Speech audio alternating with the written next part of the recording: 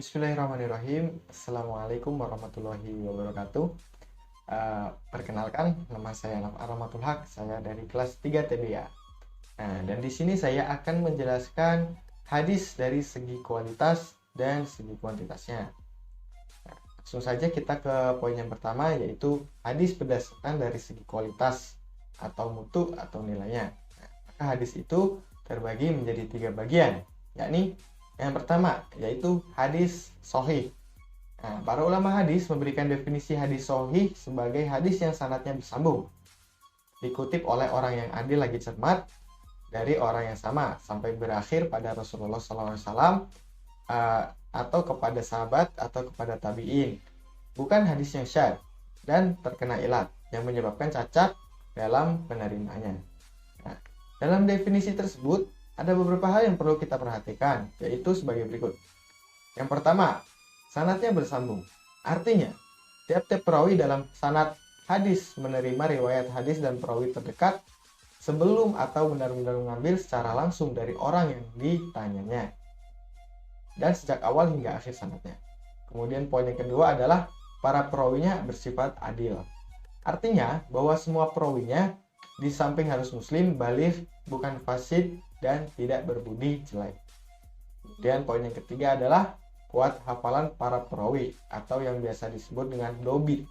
Artinya masing-masing perawi sempurna daya ingatannya, baik ingatan dalam dada, dalam pikiran, ataupun ingatan dalam kitab. Kemudian yang keempat adalah tidak syadz, bertentangan. Artinya hadis itu benar-benar tidak syadz, dalam arti bertentangan atau menyelisihi orang yang terpercaya dari lainnya. Kemudian yang kelima adalah tidak berilat atau cacat. Artinya hadis itu tidak ada cacatnya, dalam artian adanya sebab yang menutup pada keahlian hadis, sementara di akhirnya selamat dari cacat. Hadis sahih ini hukumnya wajib diamalkan. Dan ulama ahli hadis membaginya kepada dua bagian, yaitu sahih li ghairihi dan sahih li zatihi. Perbedaan antara kedua bagian hadis ini terletak pada segi hafalan dan ingatan perawinya. Pada sahih li zatihi, ingatan perawinya itu sempurna, sedangkan hadis li ghairihi, ingatan perawinya kurang sempurna. Kemudian hadis yang ditinjau dari kualitas yang kedua adalah hadis hasan. Menurut bahasa, hasan sifat musyabbabah dari al-husn yang mempunyai arti al-jamal atau bagus ya. Sedangkan secara istilah para ulama berbeda pendapat dalam mendefinisikannya, karena melihat bahwa hadis hasan merupakan pertengahan antara hadis sahih dan dhaif, dan juga karena sebagian ulama mendefinisikannya sebagai salah satu bagiannya. Sebagian berpendapat hadis yang sanadnya bersambung yang diriwayatkan oleh orang yang adil yang kurang sifat tobitnya dan bersih dari syadz dan ilat. Dari definisi ini dapat kita pahami bahwa hadis hasan harus memenuhi 5 syarat, sebagaimana hadis sahih hanya saja tingkat kedobitan perawinya masih di bawah hadis sahih. Hadis hasan terjadi menjadi dua, yaitu hadis yang tingkat akurasinya di bawah hadis sahih sebagaimana definisi tadi. Kemudian yang kedua, hadis hasan li ghairihi adalah hadis yang dhaif jika diriwayatkan dari jalur yang lain yang lebih kuat darinya. Kemudian hadis yang ditinjau dari segi kualitas yang ketiga adalah hadis dhaif. Hadis dhaif yaitu hadis yang tidak memenuhi standarisasi hadis sahih maupun hadis hasan. Di sini tidak bisa dijadikan sebagai hujjah. Adapun klasifikasi hadis dhaif yaitu yang pertama, hadis dhaif karena celah pada perawi. Kemudian yang kedua adalah hadis dhaif karena gugurnya rawi.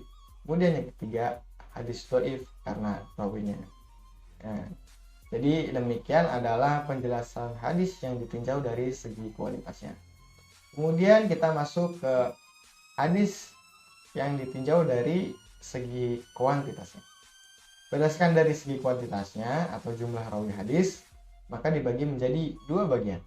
Yaitu yang pertama adalah hadis mutawatir. Mutawatir menurut bahasa berarti mutotobi, yang datang berturut-turut dan tidak ada jaraknya. Sedangkan menurut istilah dapat didefinisikan sebagai berikut. Hadis yang diriwayatkan oleh sejumlah rawi yang secara tradisi tidak mungkin mereka sepakat untuk berdusta dari awal sanad sampai akhirnya, dengan syarat jumlah itu tidak kurang pada setiap tingkatan sanadnya. Nah, hadis mutawatir ini dibagi menjadi dua bagian, yaitu lafzi. Maknanya adalah hadis yang mutawatir lafadznya, bukan maknanya. Kemudian yang kedua, maknawi. Nah, maknanya adalah hadis yang mutawatir maknanya. Mana ya? Ya gitu. Pokoknya hadis yang mutawatir dalam maknanya, bukan lafadznya. Seperti hadis-hadis tentang mengangkat tangan pada waktu berdoa. Kemudian yang penjelasan dari segi kuantitasnya yang kedua adalah hadis ahad. Ahad jamak dari ahada menurut bahasa al-wahid yang berarti satu. Dengan demikian hadis ahad adalah hadis yang diriwayatkan oleh satu orang, sedangkan hadis ahad menurut istilah dan banyak didefinisikan oleh para ulama sebagai berikut. Khobar yang jumlah perawinya tidak sampai jumlah perawi hadis mutawatir, baik perawinya itu 1, 2, 3, 4, 5, dan seterusnya, yang tidak memberikan pengertian bahwa jumlah perawi tersebut tidak sampai kepada jumlah perawi hadis mutawatir. Ada juga yang mendefinisikan hadis ahad secara singkat, yakni hadis yang tidak memenuhi syarat-syarat mutawatir. Nah, hadis ahad secara garis besar oleh ulama-ulama hadis dibagi menjadi dua, yaitu masyhur dan ghairu masyhur. Nah, ghairu masyhur terbagi lagi menjadi dua bagian, yaitu aziz dan gharib. Hadis masyhur menurut bahasa muntasyir, yang berarti yang sudah tersebar atau sudah populer. Nah, sedangkan menurut ulama hadis, yaitu hadis yang mempunyai jalan yang terhingga, tapi lebih dari 2 jalan dan tidak sampai kepada batas hadis yang mutawatir. Nah, di sini dinamakan masyhur karena popularitasnya di masyarakat, walaupun tidak mempunyai sanad sama sekali, baik berstatus sahih atau dhaif. Sedangkan hadis ghairu masyhur oleh ulama ahli hadis digolongkan menjadi dua, antara lain yang pertama adalah hadis aziz. Nah, hadis yang diriwayatkan oleh 2 orang, walaupun 2 orang rawi tersebut terdapat pada satu tabaqat saja, kemudian setelah itu orang-orang pada meriwayatkannya. Nah, jadi hadis aziz tidak hanya diriwayatkan oleh 2 orang rawi pada setiap tabaqah, yakni sejak dari tabaqah pertama sampai terakhir harus terdiri dari 2 orang. Tetapi selagi salah satu tabaqah saja dapat didapati 2 orang rawi, sudah bisa dikatakan hadis aziz. Kemudian yang kedua adalah hadis gharib.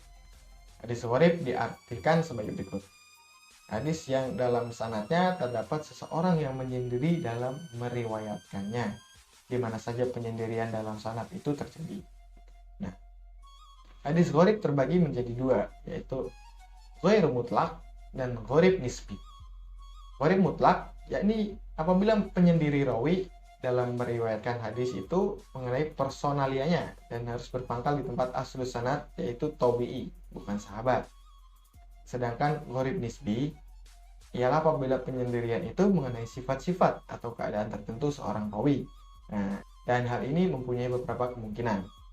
Misalnya tentang sifat keadilan dan kedobitan rawi tertentu. Istilah-istilah muhaddisin yang bersangkutan dengan hadis gharib, cara-cara mendapatkan ghariban hadis iktibar. Nah, mungkin sekian penjelasan dari hadis ditinjau dari segi kualitas dan kuantitasnya. Apabila banyak salahnya, saya mohon maaf. Billahi taufiq wal hidayah. Wassalamualaikum warahmatullahi wabarakatuh.